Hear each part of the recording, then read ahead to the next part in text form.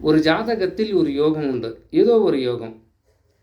அந்த யோகத்தை எப்படி நாம் தெரிஞ்சுக்கிறது அப்படின்னா, அந்த ஜாதகத்தில் நின்ற சந்திரன் எந்த நிலைமையில் இருக்கிறாரோ, எவர் பார்க்கிறாரோ, முன்னும் பின்னும் யார் அமர்ந்திருக்கிறாரோ அதை வைத்துத்தான் ஒரு யோகம் அப்படின்னு நாம் சொல்கிறோம்.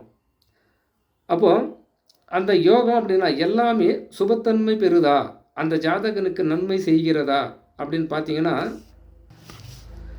100% கூட சொல்லலாம்.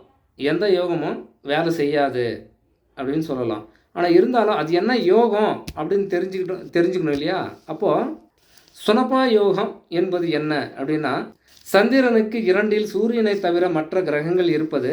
இவர் மிக சிறந்த அறிவாளியாக இருப்பார். தன் சுய முயற்சியால் முன்னேற்றம் அடைபவராக இருப்பார். செல்வ செழிப்போடு வாழ்பவராக இருப்பார்.